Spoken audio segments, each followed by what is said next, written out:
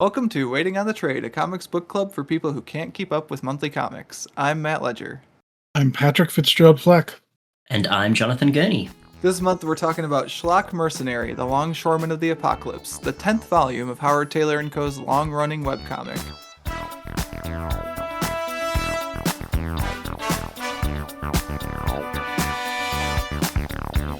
In case you need a refresher, the Longshoreman of the Apocalypse follows Tagan's Tough's mission to deliver food to a colony called Kredomar, which is politically unstable at best, I would say. To survive, the Toughs have to figure out how to manage journalists, lawsuits, terrorists, and a giant, quite intelligent robot that they created. Jono, welcome back to the podcast. Glad to have you. What a pleasure, guys. Love being back.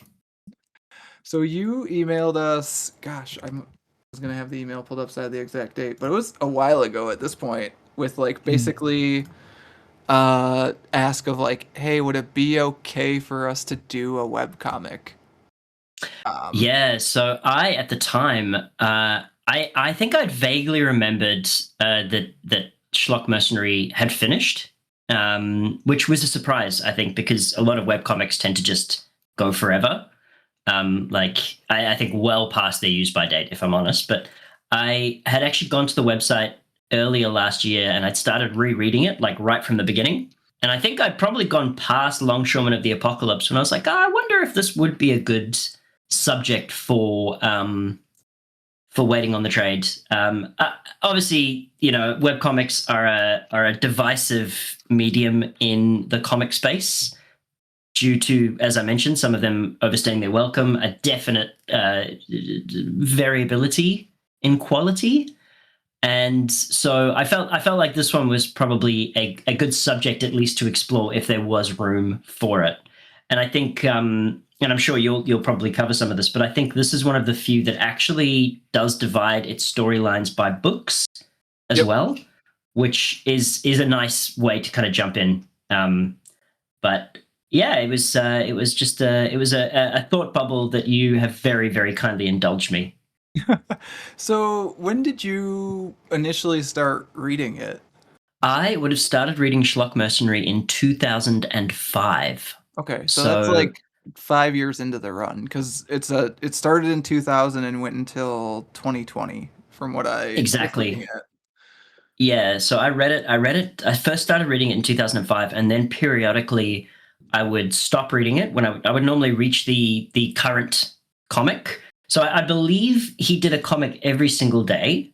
And do correct me if I'm wrong. It's daily. Like it's a daily. I did not realize when we were like, okay, we're gonna read book 10. I was like, okay, book 10, like that's gonna be like 100 comics, like 100 strips or whatever, right? Like, because it's mostly 4-panel strips, and then every once in a while you get one that's a little meatier, like it's like a Sunday strip essentially. A Sunday strip, yeah. And I was like, okay, that's gonna be like 100 strips. That won't be so much. It's like a year and a month's worth of webcomics, and there's one every day. Like, say what we will about the comic and the rest of the podcast, but like, damn, that is a real amount of effort. Like, pumping out a daily webcomic.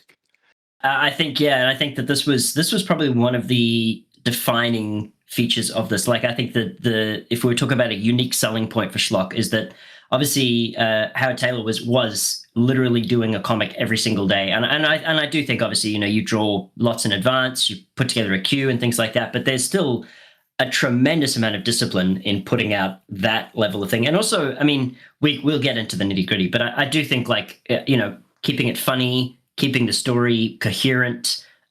There's a lot to kind of like look at in how tricky that would be.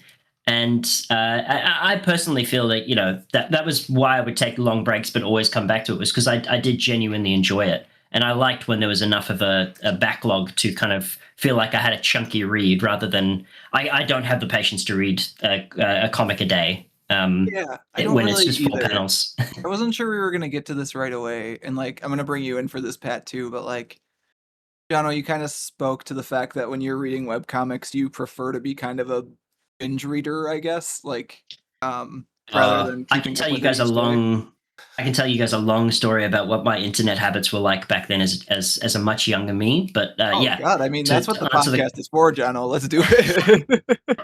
well, I don't want to step on because I'd love to hear Pat's opinion on daily webcomics. But yeah, I definitely agree with you. I much prefer having a meaty archive that I can work my way through. Than there are a couple of exceptions that I'm happy to kind of talk about, even in recommendations later on. But yeah, definitely prefer when I've got. I mean, like I think Schlock Mercenary going through one book for us was a great example of where you can kind of dive in and you feel like you get a complete story end to end. So Pat, what are your thoughts on like webcomics and reading habits, either in the past, like during the what I think we were talking about off mic as like the glory days of the internet, or now, or both? Well, I mean, the entire conceit of this podcast is that I don't like waiting to read piecemeal stories. So I too enjoy a good binge of internet media as opposed to having it drip fed. I really am not huge on webcomics. The longest running one that I've kept up with is Kill 10,000. I don't even remember the name of the 6 damn. billion, Pat. 6 It's way billion, more than thank you. 10,000. You know, I don't even think they've gotten near to that number yet, so I don't know how long I think it's going to go. But that's the one I've been keeping track of the most. And I think I liked it so much because at the beginning I jumped in when there was like 3 arcs into the story already, so I had such a backlog to go through before it caught up. And now that I'm caught up, it's agonizing waiting for these new pages to be made. So yeah, I prefer everything at once as opposed to slowly consuming stuff. Yeah, I guess so. Like, seems like we're all kind of on the same page here. So I'm not sure how far in the weeds we want to get into this because we haven't even started talking about the actual comic yet. But like for me, this was actually going to be a big part of the discussion. It's just like how in the hell do you read web comics? Because like I don't love it. Even the binge model here, like for this, we read roughly 300 some strips, right? Or It went a pages, lot whatever you want longer to than call I it. thought it was going It to, let me did tell go you. very long. I was actually quite worried last weekend when I sat down to start it. I was like, "Oh God, am I going to get through this in time?" But it did move into a rhythm and a clip pretty quickly for me, and I enjoyed it. Did enjoy the read and like did go through it fast for that reason. But like even just reading through it, like if I'm like, okay, I gotta take a break, like I just have to like favorites the page I'm on and then come back to Yeah, it from there. Like there's no Yeah. good way in my mind to like keep track of where you are in a webcomic like this. And it's like it's not a unique problem. The internet has not solved that problem to my mind. Like even a couple years ago I was reading a webtoon called Lavender Jack, and that one I binged and then caught up and then was like I was keeping on top of that one weekly because it was a very good serial story with like good cliffhangers. Hmm. So I was into it. But like even then it's like I gotta make sure I have the right page bookmarked so I can get back to the top. Like, ugh, I don't think there's a good way to read webcomics in my mind. I mean, I think that was definitely thinking back to 2005. That problem definitely existed then, and I think another problem in 2005 for me certainly was finding good web comics Hmm. because the internet that was then, as we sort of touched on, was not the internet that we have now. I mean, you could Google, but it wasn't really like if you like. I mean, if you just Googled web comics, you'd only get the few that had managed to sort of climb out of obscurity. I think I found Schlock Mercenary because I had a browser extension called Stumble Upon, which I don't know if either of you ever used Stumble Upon. I think I've heard of it. I definitely have not used it. It was a thing that you would find a website and you could list it as on Stumble Upon, so other people could press the Stumble Upon button, and they'd be taken to a random website that Random other people website. had said, "Hey, this is a cool website that I found." And I mean, the mind boggles. Right now, I can only think of all the terrible things that people would That use could that have for. gone Oh too, yeah. Yeah. But back then, that was how you would find. Like that was how I was introduced to Saturday Morning Breakfast Cereal by Zach Wienersmith, which I think is another really long-running webcomic that I don't visit it every day, but whenever I see it, it's always a laugh from me, and that's just normally I don't know if you, I think I've shared a couple of his things in the past. He normally does a pithy, is sort of a single panel, almost in the style of The Far Side. Yeah. With a caption that usually makes you laugh, and he's done some wonderful ones about Superman, Batman, and other things like that, and also some really intelligent ones about the arts and science and things like that. So that's another good example of kind of, I guess, that other way of reading it is if the webcomic is just that kind of like each comic is just an unconnected gag. It's fine as well, because you can look at that day one and enjoy it, or go back through the archive and read thousands of them and not really feel like you have to coherently follow it. Yeah. I'm trying to think of others. I think finding the webcomics was always the hardest part. And I think to your point about how you track reading on it, I think Howard Taylor is probably one of the few authors that actually tries to, I guess, make a concerted effort to introduce you to the series, which we can absolutely get into whether or not his suggestion, because I think we followed the author's suggestion to start at this book, right?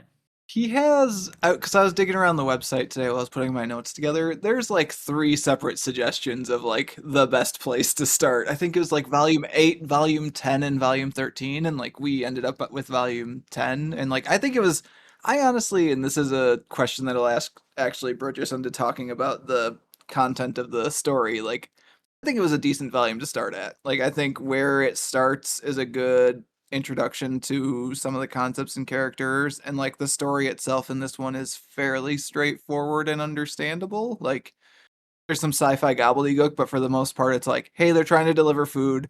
The colony they're delivering food to is like politically unstable and has a bunch of different factions. What do they do next? Like, that's pretty easy to follow. I loved the moment when they realized that the Credomar has all these different factions and stuff, and I love that they go back to their contract and they're like, does it say deliver or does it say distribute? Yeah. When they realize it's distribution, you can kind of see them going, oh no, this is another caper.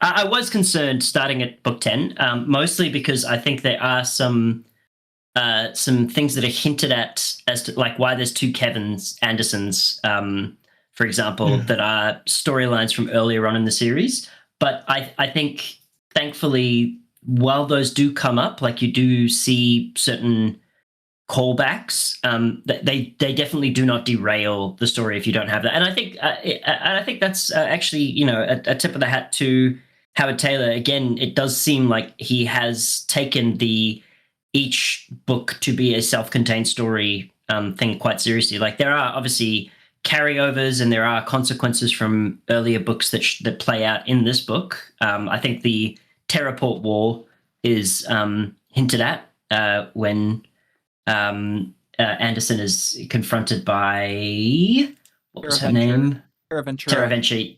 Yes. So there's obviously like there are callbacks to other books, and there are the reason that they're having to repair the ship, etc., is all part of earlier stories. But I do think it works overall as a self-contained narrative introduction to the series, which is good. I'm gonna see if Pat agrees with me on this, because I feel like he may not, but like I find those sorts of things, as a person who has been reading serialized comic books since the 90s, as actually like, if they're done well and they're not confusing and they're not like overly strung out, I actually find those sorts of things of like, hey, there's a second Anderson, or like, hey, he's talking to his dad and clearly they have history. Like, I find those things as kind of gateways and like things to look into. Like, there are reasons to go back and read earlier stuff as opposed to being confusing, if that makes sense. Like, I don't think anything in here, except for maybe at the front, like the prologue took a little bit to get rolling in my mind, but like once you got into the actual story, I don't think anything that came in that was like pre-existing events really derailed anything. And if anything, it kind of made me more interested in like, I wonder how that got to be the way it was. Maybe I'll go look back at that at some point. But Pat, I'm curious to see if you have the same opinion, because I feel like our opinions often diverge on this, partially as a result of my 90s superhero storytelling reading. Yeah, it's true. I think if this were like what John was saying, the fact that they hint at the wider story, the wider world building, but this individual story that we're telling here really isn't affected by any of it. I feel like the big comic book stories rely too heavily on the readers having so much knowledge of the world and the relationships going into stories, and that's where it sours me. It's like I don't know which Earth version of Iron Man killed which Earth version of Mr. Fantastic. Like I don't know, and obviously it's a big part of why this bullshit's happening. But that's not true here, so I'm okay with it here. All right, cool, good. Glad to So hear can it, we actually. agree? Can we agree though that it is a cardinal sin in comic books, in my opinion? But I think we can all agree when they reference something and then there is an asterisk and a footnote that references a specific volume to Yeah. read no. for a specific thing. I love that shit, John. So I'm going to be the voice of dissent on that one. I love a good editor's note that's like, hey, this shit happened 20 years ago. You're going to have to go look it up if you care. Fair enough. We can agree to disagree. I think I have the And minority opinion on that one, though. To be fair, there probably are instances of that in Schlock Mercenary as well. Yeah, there definitely is. Oh, there was one. So, like, one of the things I did not love in this was some of the technobabble bits. I think Taylor goes real hard on those and like is really happy to go very deep into science that doesn't exist to explain things that are happening in the plot that you don't really need to care about or like know about. Um, and I feel like one of those there was like a note at the bottom of one of them, and it was a footnote. It's like you can ignore the footnotes; it doesn't really matter. But like, there was a footnote that was like, "Hey, this explains why this thing happened in the past," and blah blah blah. And isn't that neat? And it's like, sure, cool, man. But yeah, I feel like if I had a knock against this comic, I think it's like whenever the narration stepped in, and especially when the narration stepped in and was explaining science fiction stuff, like those are the ones that I skimmed and or just like kind of glazed over and was like, I don't think I need to know any of this. Skip, like keep going. There's one specifically that I had brought into my notes. Let me see if I've got the right one. No, that's not it. Oh, the one that I've got highlighted as so many words. It's May 25th, 2008. And it's just like the outside of the space station and then explaining like centripetal force versus I centrifugal knew that was the force. one that was like, Yes. oh, man, it's not going to like this. So I many- liked it as a person with a physics degree. I appreciated him going through it. I like physics too, but there's so many words in each of these panels. Like break that shit up. Like, I mean, I think that did kind of come up later on when they had the sniper fight, right? Like where Schlock is trying to yeah, I mean, like kill the sniper, and this Taylor loves referencing the rotating frame of reference. Like you could take if you like read through this in a day and you took a shot every time you saw a rotating frame of reference in here, you'd be drunk. Like you'd be done. You'd be on the floor. Very fair. It's I'm trying to remember Chris Claremont's like phrase that he always used for Psylocke's like psychic dagger. It's like the focused totality of my psychic power. Like it's his that essentially in this story. But yeah, like some of those I didn't love. I think that's really that's my main knock on it, honestly. Like, is some of that like science fiction technobabble stuff and the narration.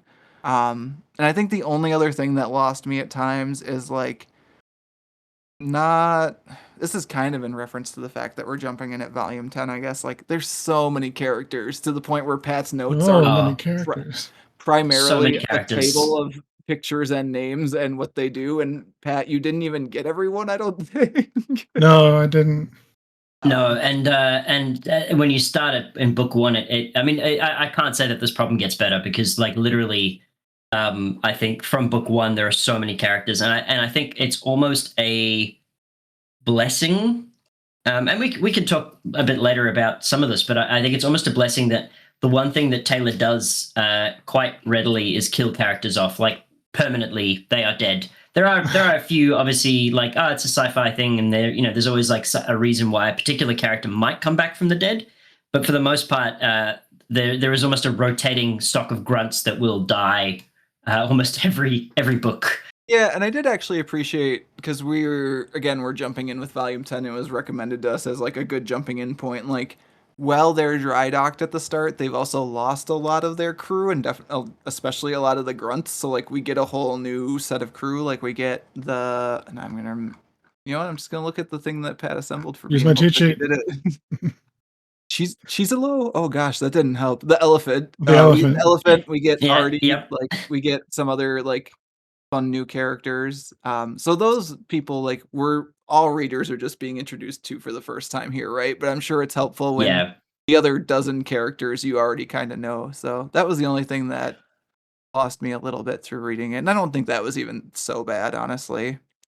Yeah, I think, for example, Massey, the attorney, he plays quite a prominent role earlier on in the series, and that also explains something that might have confused you guys, where Schlock eats an attorney that gets sent to help him. The serpent attorney robot, I think. Yeah. Yep. And that's all part of an earlier storyline in which they were given a permanent bounty contract on those particular attorneys.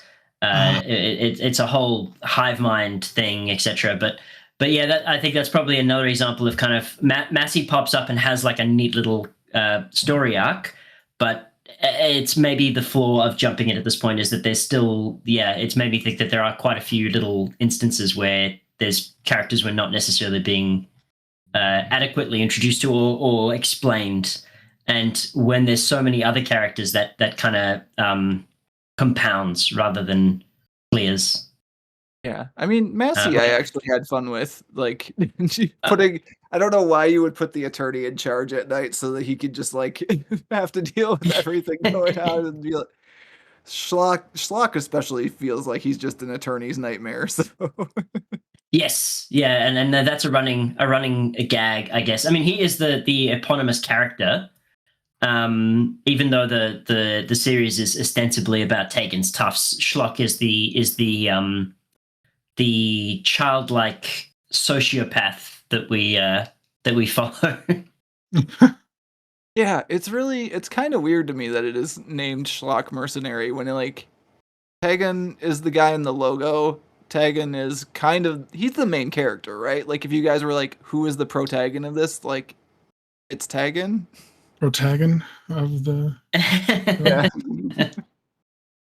yeah, I suppose.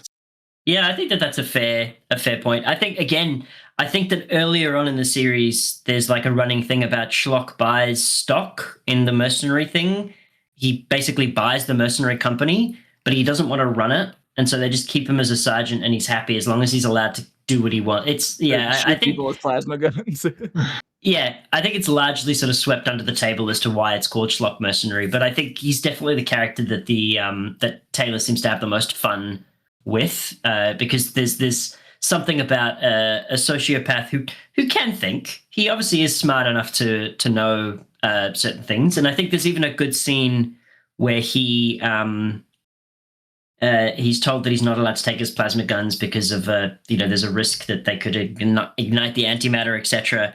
And he actually does give a good reason as to why he should be allowed to do what he wants. And I think that there's definitely some character growth for Schlock over the course of the series. But for the most part, he is the one that they sort of deploy when casualties are not necessarily a problem. I kind of wanted to talk about that balance of, I guess, real plot and or pathos versus like strip of the day comedy. Because I think that is a thing that Schlock Mercenary actually did fairly well.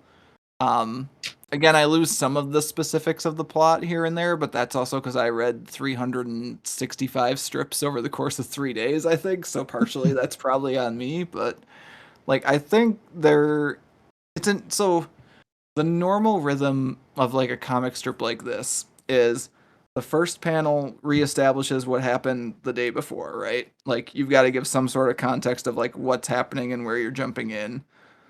Panels 2 and 3 roughly like push the plot forward.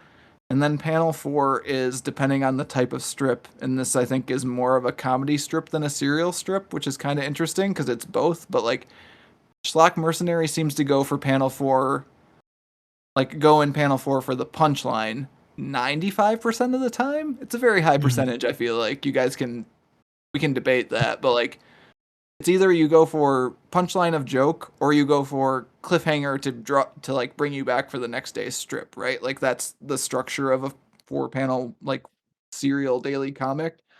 And yeah, it's interesting because like it very much is trying to have it both ways of being a dramatic strip with a real plot and also being a comedy strip with a haha, we made you laugh at the end. And I think it kind of works actually for the most part, but I'm curious what your guys' opinions of that is, or if I'm like on target with that at all. Yeah, I agree. I think it does a decent job most of the time. I mean, as you were saying, we consumed this not how it was intended, I would imagine. Well, I think that I mean, like, because he sells the books, right? So Sure. this That's would true. be we did read a full book end to end. We did bring that up when we were emailing like in October and November of like, it's technically a trade. We technically were obeying the conceit of the podcast. I've technically not broken any rules. No. We've broken the rule harder than this before, that's for sure. How dare you, sir? No, I would agree. And then I do think I think more than 3 days to read an entire book like this, because I do think the setup and payoff repeatedly in such a short, like each strip had its own little like zinger at the end, started to wear on me. Just like, I just want to see the overall plot progress. I don't need to see these little like chuckle moments that don't really do anything other than haha, these characters have fun with each other, which is its own thing. I can appreciate that.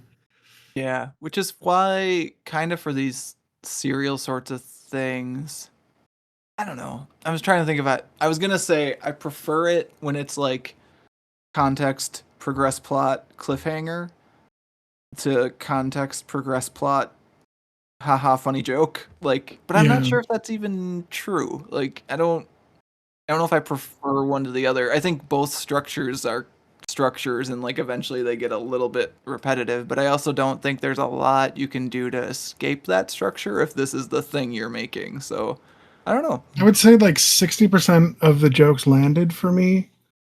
But I think there were a few that could have just been like spared. I don't think it was necessary. I don't know if like that strip that day was even necessary at that point, and maybe it was just like, I need to get a I was gonna say, man, we gotta get one of these out every single day. Yeah, so I understand. Necessary in that regard. I think that's an excellent criticism, though, because there is a thing of quality over quantity, right? And 60%, if you were to sort of say 60% of 365, that's still a pretty good hit rate. Decent hit rate, yeah. But it does sort of say because there is one. Okay, so obviously Howard Taylor writes this and draws it.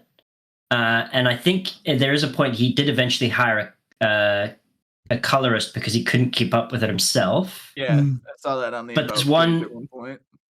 There's one glaring omission, which is an editor, and maybe this is the biggest argument for editors. People who can kind of say, "Hey, really love this arc. Do we need this bit?" I mean, again, even if you're editing. Like, I think his wife is editing it at this point because that's on the about page too. Is like his wife, who's also there you go, is acting as the editor. But like, again, even if you're editing, like, what are you gonna do? Like, you gotta get one of these out every single day. One of them has to. That's it. So even with an editor, you are still constrained by that 365-day cycle. Yeah, and like I agree with you, Pat, that I think the hit rate is definitely not 100%, and I don't think it's in the 90s, and I think 60% maybe. I would maybe shoot a little higher than that. I don't know, but like it's somewhere in that range, right? And like to Jono's point, that's still a pretty good hit rate. But there are definitely some strips that I got to the end of, and they were like landed with a thud, and like that's gonna happen again. You're putting one of these out every single day, but. Yeah. Well, I tell you what, though, earlier books in the series were definitely. I mean, I think they would have been much more leaden in terms of how many thuds there were. Yeah, I mean, I read a little bit of the earlier stuff, and like this from both an art standpoint and a storycraft standpoint and a structure standpoint to me is noticeably better. Like I think at this point 100%. there's a pretty solid rhythm, and Taylor knows what he's doing, and it is good. Like it was enjoyable to read. I would not have read 370 of them in 3 days if they weren't enjoyable to read. Yeah. No, I think yeah, and I think I was actually advocating for us to start slightly earlier in the series. And the book that I was advocating for actually does that quite a cool thing in my opinion with the storytelling, in that it does a cold open as a key character is killed. And then we kind of go back and we kind of lead up to those circumstances. But then, even then, he breaks the narrative up into 3 parts, and I think that there's actually it was quite deftly handled. Considering that, again, if we looked at this is these comics have to go out every single day. I thought that was quite a clever thing. But I definitely think that even then, there probably would have been a rougher introduction to the series than potentially this one was, which we've barely scraped the surface of the plot. I feel like in terms of where it goes, but I think there's already been so much kind of to talk about just in terms of how difficult it would be to create something like this every single day, as well as monetize it. Like, I mean, how do you make money off of something like this, guys? I mean, at this point, I'm not sure. I mean, there are people that do, so clearly you can, right? But like, this is again the era where you could put up your own website and run ads, and like also there was, I think, at some point in there like a PayPal link to download a desktop wallpaper for one of the strips that I would personally call filler because it was just schlock like flying through the air. But I mean, if people bought desktop backgrounds, they bought desktop backgrounds. Yeah. Like, yeah, I think back in the day, a lot of it was advertising because, like, internet advertising dollars existed. They don't really exist anymore, from what I know of it. Which I was in the game for a little bit, and I've been out of the game for a little bit. But from what I know, there's not a lot of that going around at this point. So I'm thinking selling books is probably good at this point. Like, the nice thing about where Taylor's at probably is like he started in the year 2000 when these sorts of things were easier to get off the ground on the internet, and now he's got a built-in audience so that when he can get a Kickstarter out to publish a print book, like they exist already. Like, so that's not bad, hopefully. Yeah, I hope so. I mean, I genuinely, I mean, I think this was something. I mean, the fact that the 3 of us could read it for free on the website, and the advertising is not intrusive. If there was any that I didn't see, like any internet ads, but yeah, I think it's certainly a testament to, as you said, to that time in the internet as well. Because I think that was a lot of webcomics. There was so many different experiments with how to monetize them. I think Webtoons is actually an offshoot of one of those, where they find a way to encourage people to subscribe. Is Webtoons a subscription base now? Yeah, you can buy memberships or whatever. Honestly, I haven't looked into it because I'm never gonna do that for the reasons we discussed. If I'm awful at reading webcomics, but like, Patreon is also like, and stuff like that is also a good way that people keep the money coming in at this point, I think, too. So like you've got new options to replace the old options, but at the same time I feel like you have to kind of be everywhere. I think it was the guy Joshua Parkman, I think is his name, the guy who does False Knees, and like he was on a podcast I listened to called Off Panel, where like he was talking about the fact that he recuts each of his comics basically so that they look good on the site formerly known as Twitter, Instagram, Facebook, like all those different social media platforms. Like each of those, the comic has to be like cut up and oriented differently, and that is an amount of effort that I would never never want to put in, because like it's after you've done the work of actually drawing the strip, you've got to then recut it to be optimized for each of these platforms, and like, man, just putting it on your own website sounds much better than that to me. Absolutely, and he's one of the few who I've actually bought I bought a hard print of one of his books, because he does this thing in October called Falsetober, where he'll release a new comic every single day for the month of October. and then at the end he collects that into a trade, and I bought one of the physical copies of that because it was just beautiful art, and I really loved the little story. And I think I discovered him through social media, which, years ago I wouldn't have discovered any of the comics through social media. Yeah. Yeah, back then it was either stumble upon or the like network of links from webcomic to webcomic, where it's like, oh, I like this one and they like this one, so I'll go read that one, and they like this one, so I'll go read that one. Like, there was a time where that was how I found most of them. Yeah. And I would go through, I think Schlock was one of the few where I stuck with it, but there were so many where I probably read all the way through the archives and then just never visited their website again. But one that I think you guys have covered before on the podcast was Brian Clevenger. I think he did 8-Bit Theater, and then, which was the one that I used to read. And then he started putting up pages from a new thing that he was working on called Atomic Robo. And so he obviously made the jump from successful webcomic artist to, I don't want to say real comic book artist, but to like writing for Atomic Robo. Yeah. Yeah, and that's an interesting one too, and that could be an entire tangent, but like that's kind of been, it feels like that book has bounced all over the place in recent years to the point where like I am not current partially for that reason. But that's a different podcast. And Jono, you rightfully criticized us for not having really discussed the plot of this so much. Do you wanna get into it a bit? Like, I'll let you do a little bit of a summary if you want to, and then if there are because like the plot to me is, and again, I think this is part of what Pat was talking about earlier, where like so many of the strips are structured of like they land with a joke instead of landing with plot. Like, the plot to me is kind of there, but more window dressing, and what's really the focus is like the characters and how they react to this situation, which is again partially plot. It's a messy distinction, I know, but like I think partially it's the daily structure and partially it's the way the strip is set up, where it is much more interested in landing with a punchline than a cliffhanger. That like the plot to me until the very end, where we start getting into a robot taking over a colony, is very much like kind of in the background, while you're mostly there for the character interactions and the gags up until that point. But I'll let you talk about the plot, Jono.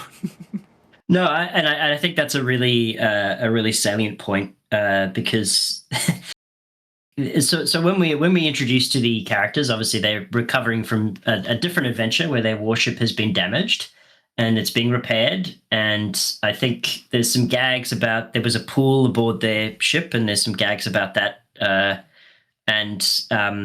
Then we discover that because they made so much money off of their last thing and they've been paying their employees, that they've lost their the core of their team to the yeah, exactly. And I did actually really like the moment where I think Tagon goes into a bar and he's bemoaning the fact that he's losing all of his people, and they're just like, that's really hard to hear. Was it enemy fire? Was it artillery? Why did you take such losses? And he's like, no, we paid them too much and they retired. They're done. And then everybody's like, are you hiring by any chance? So I did like that kind of reversal of fortunes very early on in the book, where it's they're actually so successful that their success, though it may seem like a problem at first, is actually a great opportunity to introduce new characters. And so this mission ostensibly is a shakedown mission, right? It's supposed to be an easy in and out mission where they can learn to work together as a team. Yeah, you deliver some food. You finish delivering the food, and you're out. Hopefully. Yeah, exactly. Which of course it very quickly turns to be anything but, where they discover that not only are they delivering food to ostensibly what seems like a very fractured nation state that doesn't have a clear form of governance, that is reliant entirely on outside interests to provide for all of their needs, from food to various other problems, but they're also on the hook for distribution, not just delivery, which, as we hinted at earlier, is quite a great moment where they check what the D word in their contract was. And from there, yeah, I think you're right. I think from there, the political kind of problems. I almost would have liked to hear more about the different factions, but we only kind of get a glimpse at that through where Tegan interrogates a reporter. Which is a good scene, by the way. I did enjoy that as well. Yeah, I thought that was a lot of fun. But I think you tell I me think where you're I right. should deliver this food. Exactly.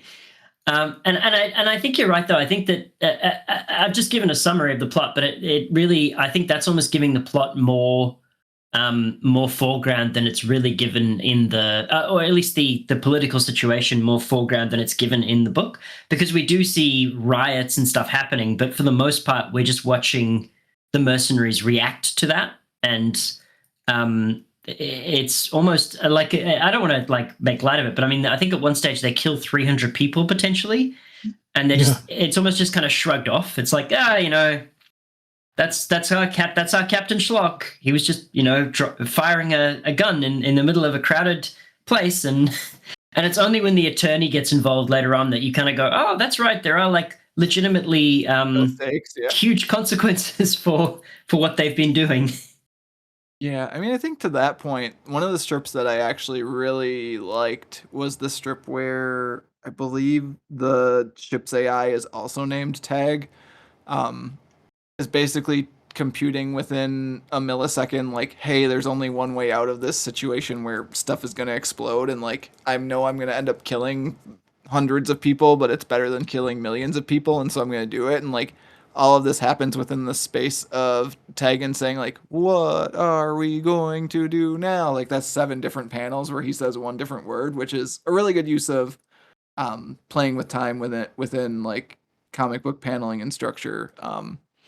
But that one's serious. It still ends with a gag, like it's a tiny gag, but like it's a pretty serious strip. So like the strip doesn't completely shy away from real consequences or like real storytelling, even though it really still has to try to shoehorn it back into like ending with a joke every time. Yeah, Pat, what did you think? Did you think that it was kind of? Do you think that they were mostly foregrounding the mercenaries at the expense of the overall plot, or do you feel like they balanced it quite well? I think it was serviceable. I don't know how much more they needed to dive into, like, as you were saying, the different factions and where they stand and all these kind of political stuff, because the characters that we're viewing the story from, they don't really care about that. They don't really care which faction has the rights. They just want to deliver their food and then get paid and leave. So I think it does a decent job of bouncing back and forth. I think my problem is the times like the one you just pointed out, Matt, where they tried to be serious and try to show something deeper than a setup for a joke. The fact that it goes so quickly, because the next day it's another strip that needs to have a joke, it doesn't sit very long. Like the big character death in this is Brad, right? Brad. Yeah, like, Brad has been a character, I believe, since the beginning of the series at this point. Okay, so that's a weight that I didn't know. Yeah, it did not. No. And it doesn't feel like it's given weight. Right. Yeah, exactly. He's introduced like 3/4 of the way through as just a replacement of like a night shift guard or something like that. And I didn't have enough time just reading this one book to connect with him. So his death, while it was given more seriousness, I think for, I don't know, 2. I think the problem is he's going through it, and they jump back to his, like, what's going on with Brad, and oh, he can't eject, he doesn't have a good place to crash land that won't kill thousands of people, so he's up against it. But we keep intersplicing that with 2 or 3 panels between those quote unquote serious Brad stuff with the jokey, what are the other mercenaries up to?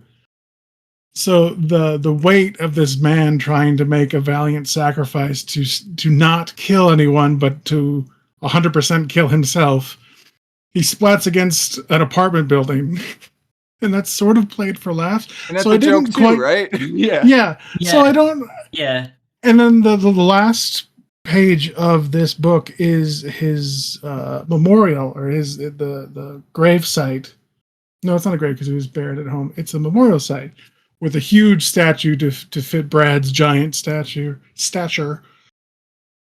It just felt strange. Like, I felt like the characters in the moment, I didn't get, we need to mourn for Brad. It was more, well, I need to call Brad's mom about him dying. So I like these characters. They're funny, but do they actually care about each other? The deaths are very cheap. So I don't know. It's a weird thing. No, and I would agree. And I think I think Brad's death in this book is probably one of the cheapest deaths that we get in the series. And that's not to say there aren't others that probably don't land as well either. But I definitely felt like, considering, like, I would have expected Schlock to be a lot more broken up about it, considering, as you said, the end of the book is essentially Schlock saying that the statue is barely big enough to accommodate his friend. But we're never given, if you haven't read the entire series, you don't have any context for what that actually meant. Yeah, I don't see, there isn't like a panel or two of like people mourning for him. It's just, let's move on to the next punchline in the next day's comic strip. So sort of cheapened what the author was trying to go for. Yeah, I think there's even a moment where I think we're kind of jumping around in the plot, which is I'm all for to discuss the different things, but I think they treat Ventura killing a bunch of people with a lot more seriousness than they give to Brad's death, and even that kind of is leavened quite quickly with what is it that gets said? She gets promoted for killing 9, and someone says, well, I killed 300. Schlock, I think, said, I killed 300. No, I think it's the AI, because the AI? Okay. Because the AI tries to resign after, like, saying, like, hey, I'm going to kill these people. I killed a bunch of people, and I didn't ask for direct orders, so, like, I'm out. And they're like, no, you're fine. I'm going to be honest, those, like, serious panels made me, like, focus up. It's like, oh, this is actually, there's stakes all of a sudden. This is really cool. And the fact that there isn't really carried through, sort of, I don't know, disappointing. There's not really consequence. Yeah, there's not really consequence to it. So sorry, the panel I was referencing is Tegan is talking to Ventura after she's come back from the thing. So she said she was just trying to disable them. And he kind of goes, well, you're wearing armor that amplifies everything you do. So you may have been trying to pull your punches, but you killed them. And then she says, so I'm supposed to think it's an accident. And he's like, yep, if that helps you sleep at night. And then she goes, but I enjoyed it. Which is quite a dark thing to confess. And then, as you said, the next moment is the punchline of, don't tell me that. I might have to raise your pay. Which is, I guess is kind of plays into the mercenary thing. But it is also, again, it's taking a moment that is quite a serious confession. And you want to like these characters, and yet, as they keep saying, there are basically sociopaths. Like, all of them are. Like, I mean, it is kind of like, that's the mercenary bit, right? So, like, I kind of get it, but at the same time, I think your opinion is overall correct, Pat, of like the joke-a-day structure of it really does prevent it. It keeps it very, very shallow. There isn't really any like true, like, I would like to really dive into these characters, but there's not too much. That doesn't allow it to go much deeper than a panel or two of seriousness, and then we're back to the levity of let's make fun of this. Yeah, which again, that's not a strictly, like, I guess just to circle back to the earlier conversation a little bit, like, that's not strictly a webcomic specific problem. Like, there are other webcomics I've read where you do get for sure that seriousness of the stakes. It's just like, this is the structure of this particular webcomic that Taylor has chosen, where like there are gravitas and there are jokes, and I think the jokes take priority over the gravitas in this particular the more story. serious, I don't know which ones you're referring to, the webcomics, but I would be interested to see the frequency of their postings, because the daily pace of this has to, like, there's so much sacrificed for that. Yeah. I'm wondering, like, the stuff I can only think of a couple of others. Sorry, yep. I was just, it varies in its pace, but the one specifically I was thinking of was more of like a weekly thing. But yeah, I think you can do it on a daily strip also. Go ahead, Jono. I can only think of maybe two others that have this kind of schedule, and I don't even think SMBC was necessarily always every single day, but I think that one did. And then there's another one that's name I'm not even going to mention because that one has gone way off the deep end. But that also was running from about 2000, and it used to be one of my favorites to read. And it was much more gag kind of strips with the occasional beautiful Sunday strip, but I think similarly, yeah, it did kind of return to just that gag a day kind of panel thing. Yeah, I'd be interested. I mean, it's all just what ifs, but what the story would look like if it was reduced to once a week, twice a week, like what that would affect. Obviously, I mean, maybe the fluff that we were complaining about, the fact that there seems like a couple of scenes where they linger for another week or another day's post before they move on, where I felt like that extra like day where they made a joke again could have moved on to something else. I don't know. I'd be interested to see what would happen. Yeah, that's definitely tough what if, but like, yeah, if it was all Sunday strips, that'd be interesting. Essentially, like that's kind of what you get at that point, right? Right. I mean, to return to our point about kind of like the joke being that they're mercenaries, I did really like the point where, and this is after they've accidentally, their longshoreman that they've built has become the king of Creedamar, which we probably should, I guess, go into a little bit of the background of that. With Lada in it, and I figured we should talk about that, but go ahead, Jono. Well, I did enjoy where they're being kind of told off by the UNS. They're saying like, how dare you do this? Like we were expecting that you would distribute these supplies to a pro UNS faction, and they're like, oh, it doesn't say anything about that in our contract. And the guy says, well, we shouldn't have to say it. Like you should just do it. And the guy's like, well, how are we supposed to know it if it's not in our contract? And they're like, well, maybe you would have found our choice objectionable. And I like. Then we would have just asked for more money. Yeah, I really love man. Like I really like that joke. Like that is actually one that lands for me, where it's just like, oh, we would have just asked for more money. Like everything is negotiable when it comes to that. Yeah, and I mean, like, to get into the Lada of it all, like, they are more than willing to establish a like robot dictatorship because it works for them and it's their robot. And like, also, is it worse than the warring factions that were already there when they got there? Probably not. Who knows? Is it their robot though, Matt? By the end, that's TBD, I guess. Like, so, let's come back for book 11. I think they're still on the same side, at least at that point, as the longshoremen of the apocalypse. Well, I think there's a moment. So yeah. Should we go back to why there's even a longshoreman of the apocalypse? Yeah, let's do it. Let's do it. So yeah, I guess to summarize very, very briefly is that while they're unloading cargo, the cargo loader gets sabotaged, and Anderson is training Ventura at this point, or attempting to. She's not that interested in his wax on, wax off philosophy of how to approach. I like their relationship actually and how it develops through this. I think that's actually a good piece of work throughout the whole thing. Yeah, I thought that was fun. I didn't quite feel that they needed the bit where his partner comes and stakes her territory. Yeah, there's a couple of things that felt a little dated. Yeah, but like again, like that's small beer for a complaint. But yeah, so. And as part of the sabotage, they decide, well, we need to develop we need to build a longshoreman. And I think, as is a running gag in this, there's no such thing as overkill. And so they build one that becomes the longshoreman of the apocalypse. It's essentially a tank that becomes a robot that becomes a king. Yeah. So it's a repurposed tank. It has guns on its shoulders. And it has an emergency protocol where it can lodge people inside itself, which also becomes a running gag in the strip about never letting Schlock ride in the tank. It looks like poop, of course. Yeah.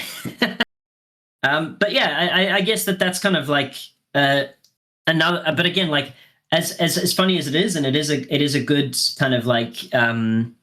it is the title of the book is The Longshoreman of the Apocalypse. So obviously this is an important setup, but it is yet another character that gets introduced fairly quickly with I guess we don't really see an arc for Lota so much as Lota is brought into existence, and very quickly we see that Lota has more going on than they believed would be the case. Yeah, I guess we talked about something that was kind of like dated, semi ahead of its time, in that Loda is discussing Loda's preferred pronouns, which are none. Loda would like to be referred to as Loda. Yeah. I dropped a strip in the chat, which is near the end of the story, but it's just like one of the actually frightening strips, I feel like, from this. Like one where, again, it's still like kind of ends with a joke, but it's still kind of a serious joke. And like the second to last panel is Loda like basically like crouching on the edge of the hole in the colonies, like the wall, like the outer wall, and like spaces behind Loda, and hands are like outstretched, and just like that creepy ass robot smiles. Like that one actually like that one's actually pretty dramatic and kind of terrifying. Yeah, and a nice callback to the reporters from earlier on in the story. Yeah. Yeah. We don't even have to make up fake news this time. But and I guess the panel directly after that is the running joke about the husband and wife. The wife keeps seeing things out the window, and the husband refuses to turn around until he finally does turn around and sees Lota, which is again that panel. I mean, you could have completely ignored, like left those out, and I don't think the story would have suffered at all. But necessity of the daily strip. Do we think Lota is the best choice for Creedamar? I mean, no, probably not. No, I think because the characters we're following don't care. I also don't really care. Like, they have issues, and this is the fastest solution. So, in the long run, so like they made their choice. He said in 2026. Right. I mean, I guess like there is the benefit of the food is distributed. Yeah, and I mean, like, Loda seems like Loda will be a benevolent dictator, so it's fine. Benevolent dictators are good. They're better than non-benevolent dictators, so. I mean, I can spoil things for you guys if you would like. Loda does come back later on. Sure. Yeah. So Loda does come back on and later on and hires the mercenaries to do a particular job in Credomar, revealing that Credomar was actually originally a weapon.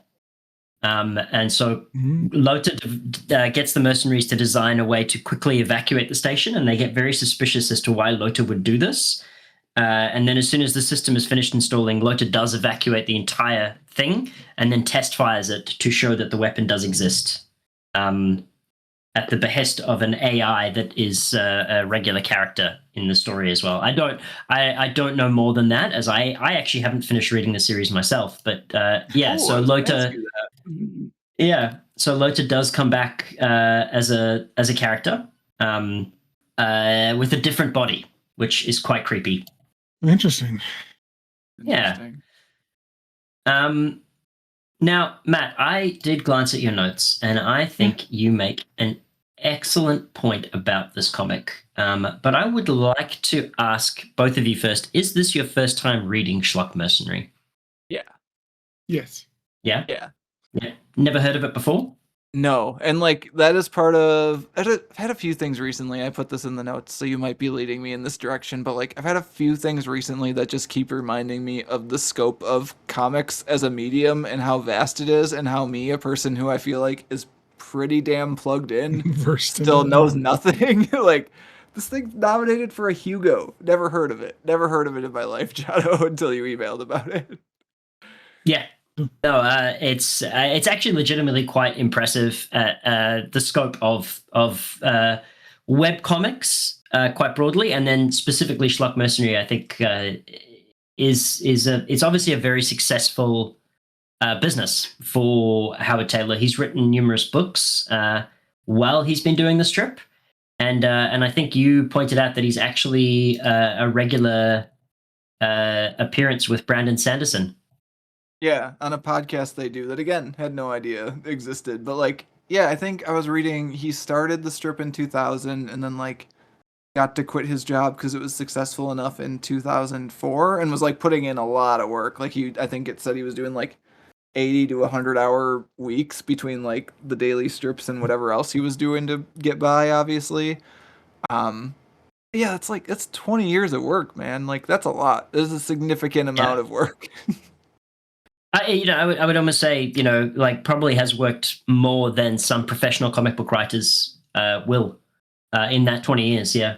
Yeah, I would agree. Again, like we can argue all day about like the structure of the strips or like the quality of the strips, and like I think at some point we should talk about the art because I want to talk about the art and the style and all that stuff. Because I think we should talk about that. But like again, there's no denying the effort and there's no denying like the work put in. So yeah. And I mean, yeah, I do want to talk about the art. If we can put a pin in that, though, I really want to hear Matt's same sort of thing about if you'd ever heard of it before, or if it's how it stacks up against other webcomics that you've read. Again, like my webcomic knowledge is not deep, partially because I'm so bad, especially now in an era where like I primarily work from home and thus I'm at my computer at my desk like 8+ hours a day already. Like today's a Saturday here, right? Like it's Saturday night and we're recording. So like even today I was trying to get ahead on the comics blog. So like I wrote a post, I put part of a post up that Cal and I are talking about. I did something else. Oh, I was prepping notes for this. So like even on a day off, I was at my computer like a solid amount of hours. So like I'm probably not gonna turn my computer back on to read a webcomic. The 1 year that I did okay at webcomics, I made a concerted effort. I put them as like favorites on my start screen so I could pick up where I left off every time. And even then I only made it through one of the ones I had queued up, and that's because I really liked it. So as far as how it stacks up against other stuff I've read, I think it's fine. So like the last question in our discussion guide is always like, will you keep reading this, right? And like I really want to say yes, but I know the answer is realistically no. Just because like I'm not a webcomics guy, and I don't think for a lot of reasons we talked about already, this one's gonna be compelling enough to get me to keep with it. That said, I feel like it was worth reading, and I'm glad to have read it, if only because like again, it's another niche, another vein in the comics mind that like I would not have found if you hadn't emailed and been like, hey, have you heard of this? Like this is a thing that I used to read. And like another pin we got put in is like I'm very interested in the fact that you said that you haven't finished it. Because I wanted to ask you, like what your experience of reading this in the past versus now is, if you remember when you read it in the past, and then B, like from here, how does it progress? Like, does it get better? Does it get worse? Does it get weirder? Like stuff gets weirder over time, I feel like too, especially in webcomics. So I wanna circle back to that, but I feel like you've got part of this question that you want to ask Pat too, and I don't want to keep talking. So yes, no, I definitely want to hear Pat's thing, but yes, I do have some answers for you as well. Okay. I have a thing. I don't know what you want. I'm sorry. Just how this kind of stacks up with other webcomics that you've read. Pat, if this is the first time you've ever heard of it, I guess it's no surprise that there are things that we don't hear about online. At the same time, this is 20 years of work. It's like, how do you? I don't know. Anyways, go ahead, Pat. I mean, admittedly, I'm completely naive. Like I say, Kill 6 Billion Demons is the only one that I've really kept up with.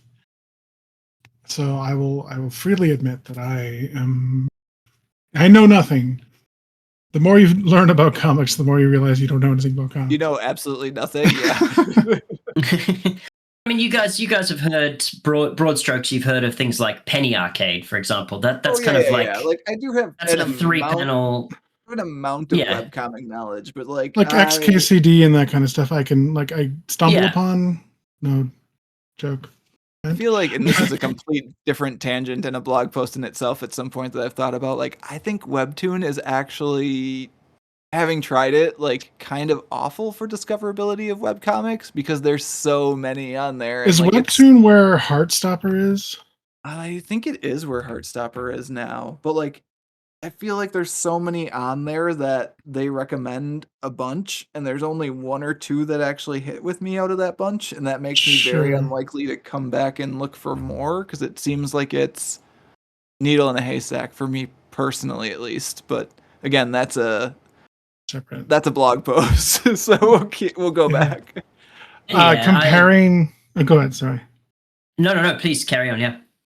No, just it's hard to compare 6 Billion Demons with Schlock Mercenary because it's obvious that 6 Billion it's such detailed illustrations that take weeks and weeks and weeks between postings because it is so detailed. I fell in love with 6 Billion Demons because of the deep world building that it's doing. And I do think that if they tried to do a daily comic, I wouldn't be as interested in it. So I don't know if it's a fair comparison. That's all I got to compare. So I think that's an excellent segue into discussing the art style of Schlock Mercenary. Yeah. Pat. Very well said. Which to me is very, like, it's very Garfield / Foxtrot, if that makes sense. Which I think it does a very good job of keeping the pace that it needs, right? It's like, I was just, while we were talking about other things, looking at the details. The backgrounds aren't just blank most of the time. There actually is backgrounds illustrated, which blows my mind. Like, he spent time. I don't know if he's just got like a file, like the bridge background, post that in there and blur it out a little bit. But still, the fact that it isn't just so many comics, it's just, it's black in the back. Or it's just I just went through a series of strips where it definitely is just a gray gradient in the background. So it's fair a enough. Mix, sure. I agree with you that, like, there are more backgrounds than you might expect to find otherwise. I do think you probably get some mileage out of being a 20-year strip where you're on the same bridge for 20 years. Like, that probably helps. Well, that's actually a really interesting one because the ship changes quite frequently. Interesting. Yeah, the Touch and Go is one that they're on now, but that is, I think that is only for 2 books that they have that one, maybe 3. Okay. And because at the beginning they said they took this ship from a different mercenary. Exactly. Yep. Yeah. Very cool. Yeah. Yeah, I think it does. I think for the pace of the comic that it is, I think that it does a good job. We were talking about the amount of characters that they have. I'm impressed that he adds enough uniqueness that you can recognize them, and you can recognize most of them through just an eye slit in their power armor when they're out and fighting. Like, oh, I know that's Elf, and that isn't another character. And that's impressive. Yeah, definitely. Like, it definitely has the whole talking heads thing going on, and especially the majority of the daily strips, but, like, that's just what you're gonna get in a daily strip. Like, that's how they work. So, like, that's not, you can't hold that against the thing. Sure. Yeah. I think your Garfield comparison is very apt, Matt. And I don't know if you'll remember this. This is a bit of a callback to the very first episode of Waiting on the Trade that I did. But I bemoaned the fact that instead of being able to do something like Garfield with you guys, you were making me do Die, which was, like a PTSD-inducing sort of... which, don't get me wrong, still very much enjoyed. But yeah, I think Garfield had really been my main paperback graphic novel by that point. But coming back to Schlock Mercenary, I think that is a very apt comparison. I think that Schlock obviously is a great stand-in for Garfield, in the sense of that so much of the world kind of revolves around Schlock. But also, I think the kind of throwaway gags are very Garfield-esque. And the art style is incredibly reminiscent. And we've kind of touched on the art, but I think there's a great moment that Howard actually pokes fun at his own art, which is when they're burning Captain Tagon in effigy. and they're like, Oh, oh, the they really Aquaman. assembled that. Yeah, exactly. They're like, oh, they assembled that really quickly. They're like, oh, it was just an Aquaman doll. And his dad makes a reference to that later on, where he's like, son, they were burning an Aquaman doll. Then he gets better clothes. It's fine. Yeah, I feel like Taylor has a very healthy attitude towards his art from like the various blog posts I read where he's like, yeah, I do the best I can and like I put it out there and I'm unashamed of this. Like I know that it may not be like a masterpiece every time. And there were some that I described in my notes as like Microsoft Paint art and I'm guessing those were days when stuff was really rushed and again like we've all had them. So no shade here, but like yeah, I think the art at its best is like it's Sunday funny art, and like I think it makes sense for the type of strip it is. So Yeah, and I think I think if we were to sum up his art style, it would be perfect is the enemy of done. So he's definitely somebody who'd be like, I would rather get the strip out and have it at least following the plot than for it to be perfect always. Which I think, as we've discussed, I mean, if we were to read this book as a physical book, it would be a couple of 100 pages, right? Like, yeah, again, you don't do 20 years of webcomics and hit 100% of the time. It's just not possible. It's not how art works. No. I mean, look, we can unfairly compare it to Die, for example, where I think I could quite happily read those books with no words at all, and I would still love them, and I would still want some of those as prints on a wall. But Die also, I mean, how many years has it been? I mean, we did the first one in what, 2019? 2020? No.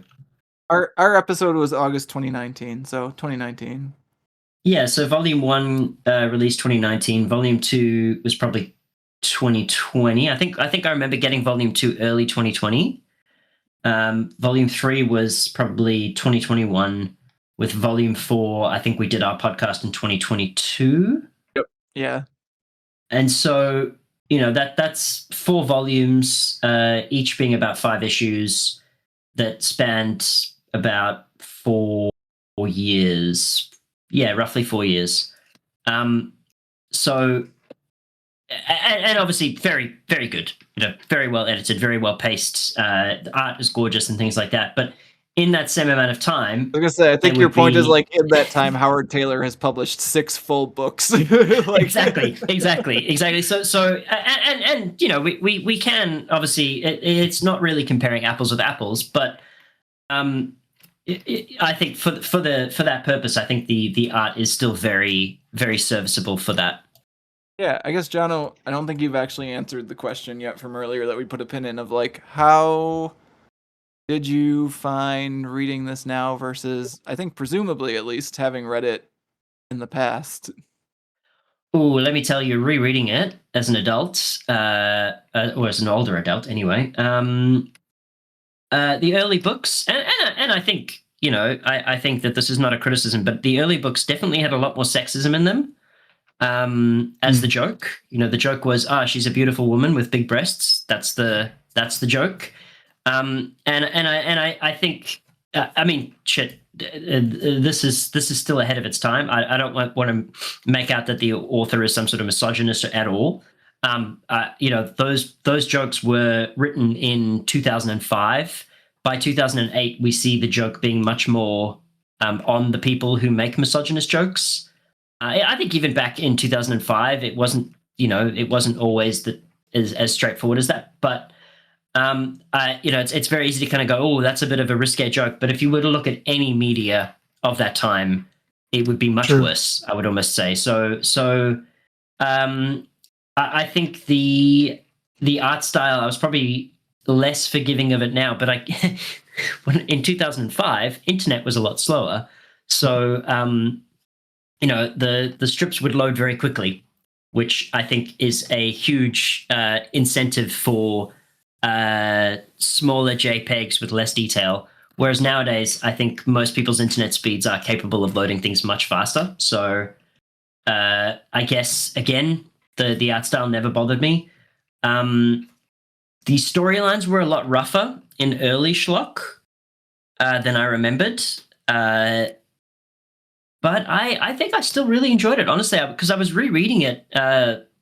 I still haven't finished it because I decided to put a pin in it while we would do it if we were going to do it for the podcast. But I still think, like, like overall, for something that I've enjoyed for years for free, the quality has been really up there. I think I've read quite far into the future from where we are now in book 10. And even in earlier books, he's not afraid of exploring non-linear narratives. He's not afraid of exploring time travel as a method to both bring a character back, but also to wrap up a storyline quite neatly and things like. So, I think his expertise as a writer is definitely on show. Yeah, throughout the series. Yeah, even in this book.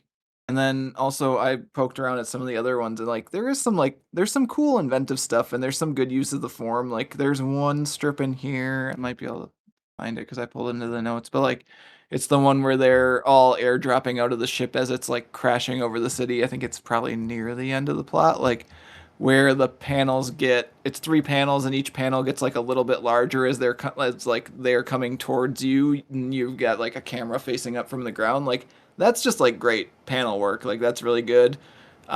There's some good lettering overlap stuff for people cutting each other off, which is always fun. There's a bit in a different volume where like I think Tagon's like thinking through some of his memories, and some of them are in color and some of them are in black and white, and apparently the black and white ones are like false memories that were implanted in him or something. I didn't quite get all the way into that one, but yeah, like that's a cool bit and a cool use of like comic bookdom, I guess, or like web comicdom, I guess, because it's not a book at this point. But yeah, like there's still lots of like, even within, again, like something that I think is a little bit simpler. Again, I didn't think about this, but you're right, Jono. Like just the ability to put it on a web page back in the early 2000s or whatever, and have it load quickly and look good on whatever screen you're looking at it on. There's still some experimentation and some cool stuff going on in there. And I think just looking at, because I've just opened up the archives page to see what book comes next. The next book after the one that we've just read is called Massively Parallel, and that is where he's telling 4 different stories that all happen at the same time. And he does that very deftly. Again, there's a very neat point where they all kind of split up, but it's quite cleverly handled. And that actually goes into the spoiler that I listed about Lota. So it actually happened quite quickly. That Lota evacuated the entirety of the thing. But sorry, I think this was deserving of a Hugo nomination. Certainly, I think that there's some good hard sci-fi in it. Matt, I think that we might disagree about how much sci-fi needed to be in it, but I think I've certainly enjoyed. Well, I think some of it goes right over my head, but Pat, I think you said that you can appreciate a good explanation of physics in a comic book. I love a page full of text that explains the world or any kind of deeper meaning, but Matt hates it. Pat and I have a very hard disagreement on, like, for me, comics should very much be like the text is kind of out of the way and chopped up in a way that like you're moving through the page and not having to just read a block of text. Pat'll just read a block of text. He loves that stuff every time. So like, I'm into it. I'm here for different readers are different. And then Pat, I sincerely hope that you do continue with the series, because I think there's some really interesting stuff about immortality and the storage of memory that is actually really cool. And Schlock plays quite an interesting part of that in that. Without getting spoilery, but so from that perspective, I think that there's some really cool things that he does with science fiction, and obviously coming from a hard sci-fi perspective. I guess this is probably why I would find this to be the most suitable comic to recommend for this kind of podcast, because it's broken up neatly into books, which is hugely helpful when it comes to how do we choose. I'm thinking about other webcomics that have that kind of approach, but I couldn't think of a single one where it would actually be as convenient to read as well, which is another huge point in Schlock Mercenary's favor, in that he breaks it up into the books on the archive page. Whereas if I'm thinking of something like, I don't know if you guys have heard of Bad Machinery by John Allison. Yeah. Yeah, I wouldn't know how to suggest that we read that for this podcast. Yeah. I'm thinking of some of my, like, Short Pact is one I used to read, and it's about like a bunch of employees in a toy store, and I think it is broken up into books because I looked at it briefly today before we hopped on, but like from my memory, I don't think you'd want to hop in like in book 8 or whatever like we did here. I could be wrong. It's been a long time since I looked back at that one, but yeah, it is interesting that the like this did work for me as far as us like jumping in book 10. That doesn't always happen, so yeah, I mean, there was some really experimental webcomics that we could have looked at. I'm gonna pop one in the chat called Fans, that was done in a almost Archie style. I don't think I kept up with this one. I couldn't even tell you the conceit of the story anymore, beyond that it was about people who were fans of a science fiction show. And I think at one point the devil was involved. And I don't mean that as a criticism of the series. It was more just that I think this comes back to that thing of for a webcomic to work, I think there needs to be regular updates. And I think you need to compromise on you either need to be so good, like I think, Pat, you're posting examples of is it Kill 6 Billion Demons? Yes. You're posting examples of that, and this is gorgeous. The panels that you put in, like, this is worth the wait. Absolutely agree. And obviously, there has to be a serviceable narrative to go along with it, which it sounds like there is. For the most part, I mean, any comic that's long-running is going to have ups and downs. But yeah, I think it is. Yeah, that's true. I think that you kind of either need to be so good that it's worth people coming back to your website, or you need to be willing to make a compromise on, like maybe your art becomes a bit more serviceable, but that allows you to tell the story in a much more coherent way, or allows you to play with narrative formats because you've built up that trust with your audience to the point where people are going to keep coming to your website to read it. Yeah, does that make sense? Yeah, I think so. I was worried I was just ranting about webcomics in general. That's basically what this is. What the podcast is for. Yeah. So, John, you still haven't actually finished Schlock Mercenary? Like, you're not current with like whatever the final 2020 strips were? I think I have read up to Big Dumb Objects. I think that's where I am currently. So I think there's only 16 of 20, just for those who have not been looking at the page all week like we have. Yeah, book 16. Yeah, so yeah, I think there's only a little bit left. And I think what I have enjoyed is that there is a narrative that I think runs through from maybe even from book 1. That I think there is a through line about immortality that pops up from time to time in the book. About a experimental form of immortality that is enough that I mean, you saw that their memories had been altered. Yeah, that all plays into that quite neatly. And I think if you were to read it, I think that you would not be disappointed. But I also completely agree. The one drawback of the series is that it is a webcomic in a weird way. The fact that I've been able to read it for free and have enjoyed it so much is such a fantastic boon, but it's finding time to sit at a computer and read it is not always high on my priority list for any webcomic really these days. In 2005, when I was much younger and the internet was something exciting to explore, absolutely. Now, as an adult who has to work at a computer all day, the prospect of sitting at my computer is I mean, it's not just impossible because of a 1-year-old running around the house, but it is deeply upsetting to think about sitting at the computer for any longer than I have to.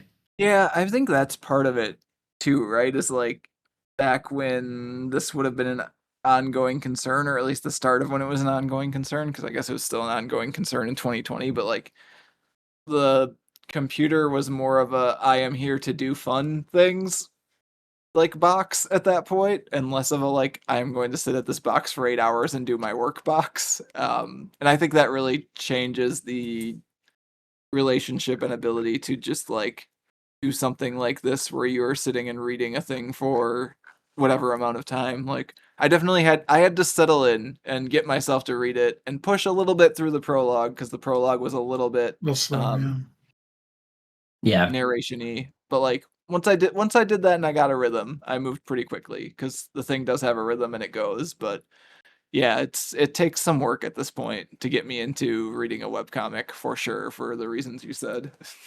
Minus Well, the it's 1-year-old. That's not a distraction that I had access to, thankfully.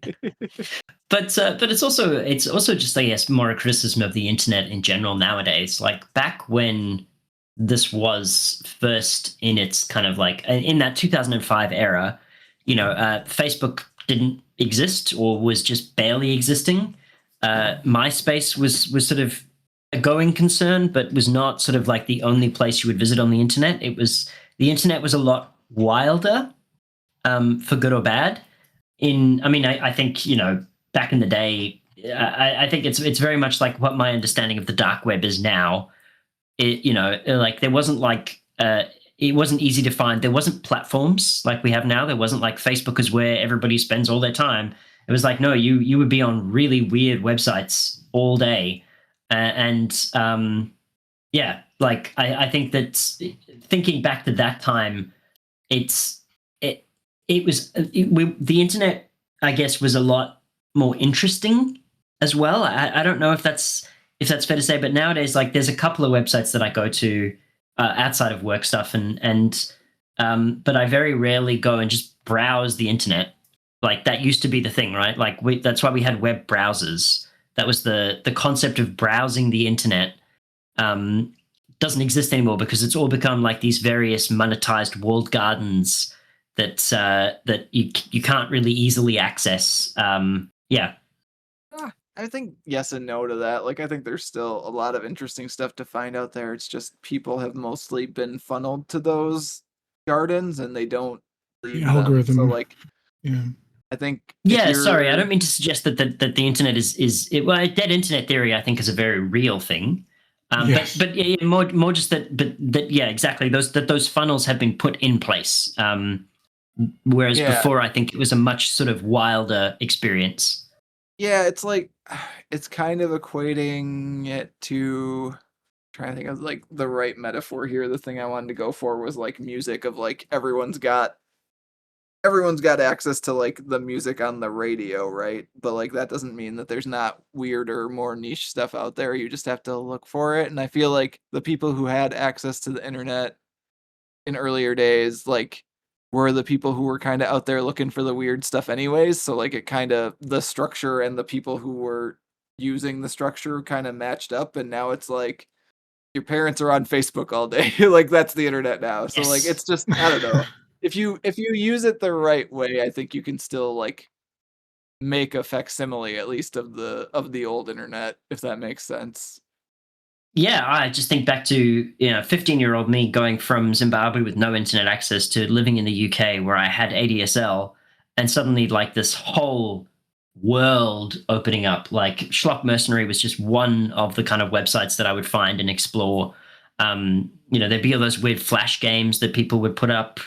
I almost brought up flash games earlier. Like a few of those sites were kind of my go-tos back around that time period. Yeah. Did you ever see a very American one, which it does not mean that you guys would have any idea what it is, but Joe Cartoon? No, sir. I just want to just say this was not this is not something I'm endorsing. No, this is questionable. I'm looking at this website. Yeah, exactly. It's quite questionable. This is the kind of the wild internet that I'm kind of talking about. Was like somebody would make these weird flash things that you would do, and that was like Magical Trevor is one thing, but this is crazy. Magical Trevor, or what are the unicorns? Oh, Charlie the Unicorn. Charlie the Unicorn. Yeah. Took Charlie his the Unicorn. Charlie the Unicorn, which I believe he was even referenced by the cast of Supernatural because they were in that kind of interesting online space. So yeah, we had this kind of and I think Schlock Mercenary fits very very interestingly into that as a thing of this is a guy that was able to write a comic that he obviously wanted to make, and not only is it in my opinion it's quite good, but it's obviously was very successful for him as well. Yeah. I was gonna say, like, an invocation of Charlie means we gotta bring it back. We're too far off on a tangent, but Jono, being the professional that he is, already did it, so good job, Jono. But I'm gonna be curious, like, when because I'm assuming you're gonna finish it out at this point, Jono? Like, you're gonna finish out the story and read to the end of it? Yeah, I think I'd like to. I think I would definitely like to finish reading Schlock Mercenary at least once. I am curious. You'll have to drop us a line after you do that, because I'm curious to see how you like the end of it. And then, like, I'd also, again, as a person who is probably going to be hard pressed to read 10 more volumes of a webcomic that ran for what? When did we stop? 2009? 11 years roughly from the day we stopped, like the date on which we stopped reading it to the end of it. Um, I'm still going to be really interested to hear what your experience was, because if it's good and you're like, hey, this thing gets much better over time and like also changes and grows and is interesting, like I will be much more likely to pick it back up and continue with it if that is the case. I mean, I can definitely tell you that I think the series tells very interesting stories at every stage, from a haunted spaceship that has an AI that looks identical to a koala, to time Is that travel. what that is? I was wondering what that thing was. Yes, yeah. So it's an AI. How Okay. that goes from being an AI that just runs a ship to being a borderline god. I think that alone is actually quite a cool. Yeah, that is actually quite a cool little piece. To why their memories get erased, to how humanity would handle immortality and things like this. I would already recommend reading it, but also with the understanding that that's not always possible. But here's a question for you two. This is a webcomic that has quite an extensive archive.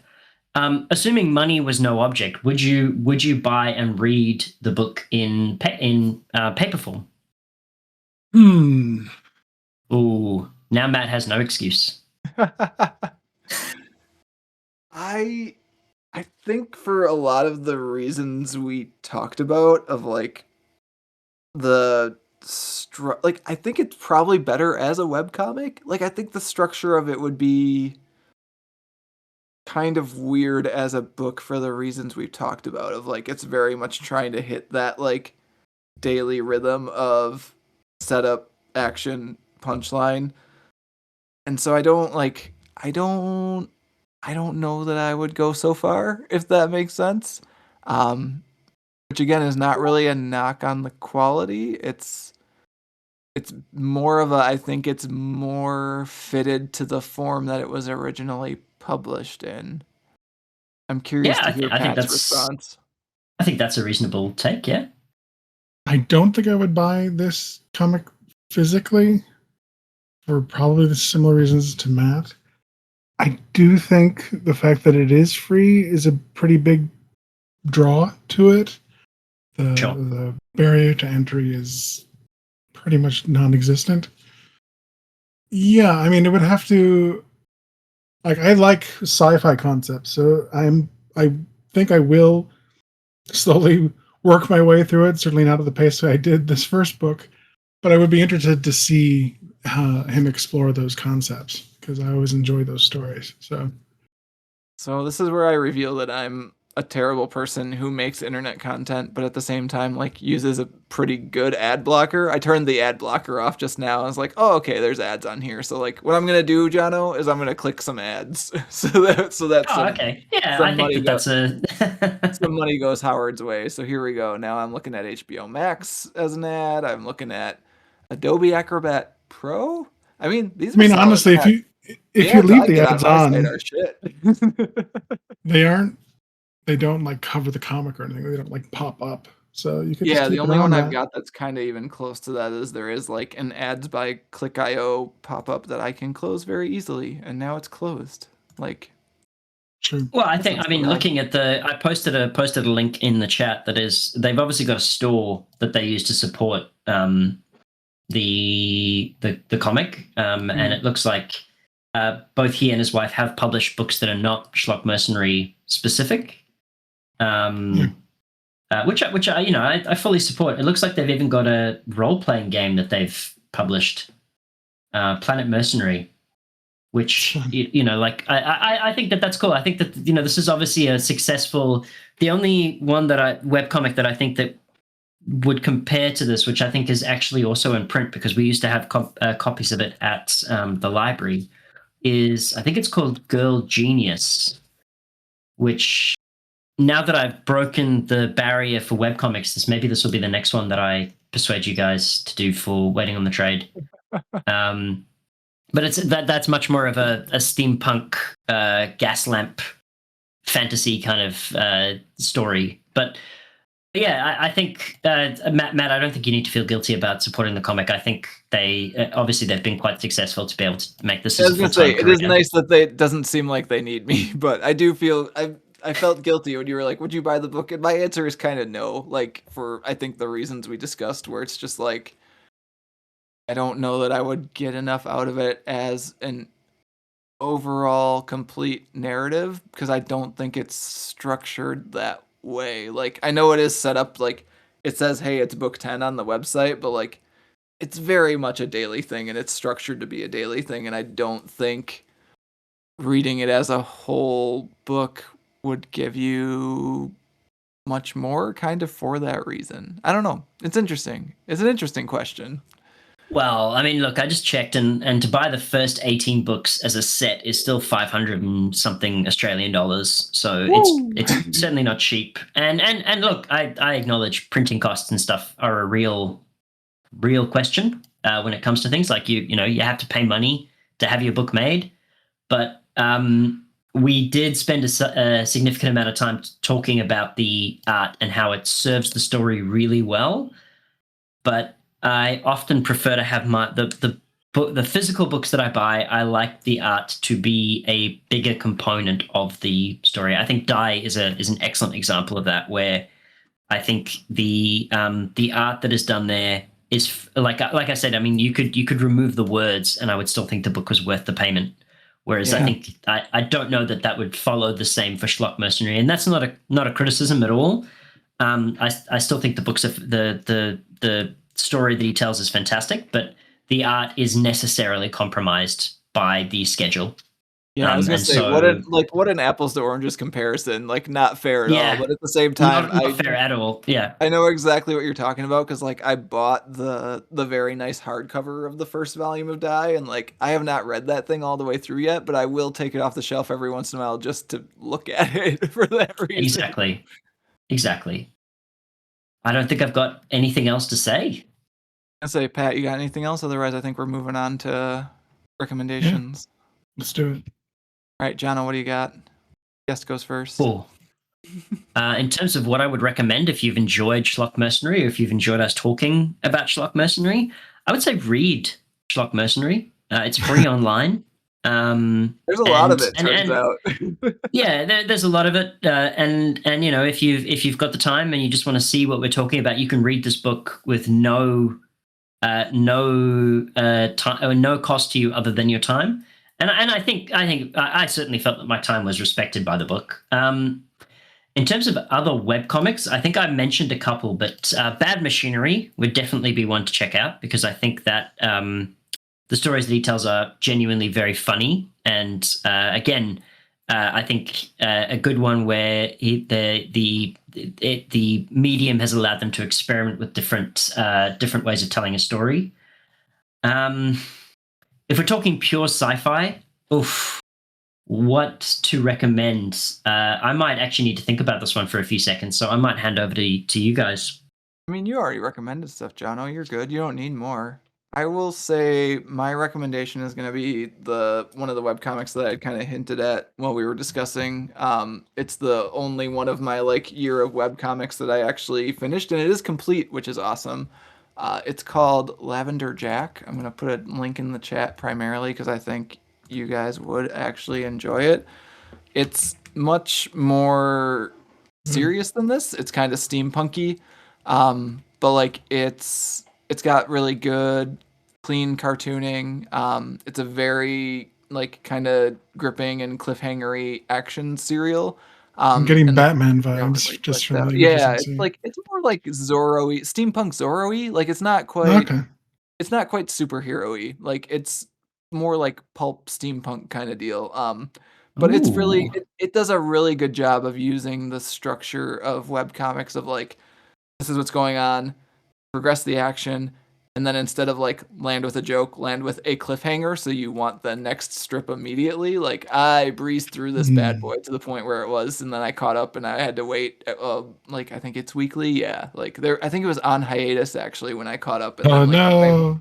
right when I caught up the hiatus ended and I was like, Oh, "Yes." perfect. But then Nice. I still had to wait a week every week to get the next one. So, but I did make it through, which I think says a lot given how many times I've harped in this conversation on I am not a webcomic person. Like I read this whole bad boy front to back. So, Lavender Jack is real good. Oh, I love it. I think I might add that to my list. Yeah. Mine are really quick. I, like Matt, don't. I've already said kill 6 billion demons a whole bunch. So if you're interested, it's gorgeous. Great world building. My actual recommendations that I thought of, again, not comics, but if you like the comedic tone of this and like the militaristic job, but like friendship working that kind of job, I would highly recommend Terry Pratchett's Ankh-Morpork City Watch series. There's like 5 or 6 books in the Discworld series that focus on like night policemen of the city. It's really fun. You could start at the beginning. The first book is Guards, which I think is okay, but I think the later books do a better job. I would recommend The Fifth Elephant is really good, and then Thud were the two that I really enjoyed. The Fifth I Elephant's think a very good name for a book, by the way. Terry Pratchett is a genius. You like, even if you don't want to read any of the City Watch, just read any Terry Pratchett. The man is so clever and witty, and he's great. I love him. so. Three points to that, if I may. First of all, if Howard Taylor, by some miracle, ever hears this podcast, I think being compared to Terry Pratchett is a significant achievement in any writer's It's almost existence. as good as a Hugo nomination. Yeah, yeah. D- Absolutely agree. Guards is certainly more filler, I think, than the later books. I would say personally, my favorite introduction to that series is the Night Watch book. See, that one is very, very good, and it's probably my favorite. But I feel like you need. It's such like it goes into the history of the characters that if you don't understand the relationships, I think you miss out on some stuff. That's very fair. Yeah, I think that was actually the book that I got a friend hooked on Sure. Terry Pratchett with, and so that's why it's a high watermark. And I think The Fifth Elephant is perhaps my favorite book in terms of it tells a great City Watch story, Yeah. but it also tells a great murder mystery. Yep. And I think Thud is so close behind The Fifth Elephant in terms of the way that it. Yeah, I think Commander Vimes is one of my favorite pop culture characters of all He's times. so good. So good. Yeah, so good. Highly recommend. Last recommendation: Futurama. I feel like also fits the tone of Schlock Mercenary. It's a sci-fi comedy cartoon about a crew of friends doing wacky things, and I feel like fits Schlock Mercenary to a T. Yeah, again, like high watermark to be compared to that as well. Like some of those episodes in Futurama, like gut-bustingly funny in one breath, and then the next breath can make you contemplate what consciousness means. And very, very, very good recommendation. Yeah. I think that's going to do it for this month's discussion of Schlock Mercenary. As always, if you want to get in touch with Pat or myself, you can email us at waitingonthedrade@gmail.com. You can also find more comics-related goodness at mattreadscomics.com. Jono, thank you so much for recommending this comic and bringing it on. Even though it wasn't quite a trade, we were willing to bend the rules because I figured we would have a great discussion, and we did. So appreciate you recommending this one and sending us into the wild world of webcomics. I felt like I had to redeem myself after my last recommendation. So this is, I'm glad that this has definitely. I think we get a great discussion always, but I'm also glad that it sounded like this was at least genuinely an enjoyable read as well. Yeah, this was a good one. And again, like, I'm interested to hear your thoughts when you eventually finish the whole thing, because I'm curious if it's satisfying when you get to the end of it. Yeah, I think that there'll always be a bit of sadness when you finish a series like this. There'll be but so I'll be very interested to see how the ending is handled. Yeah.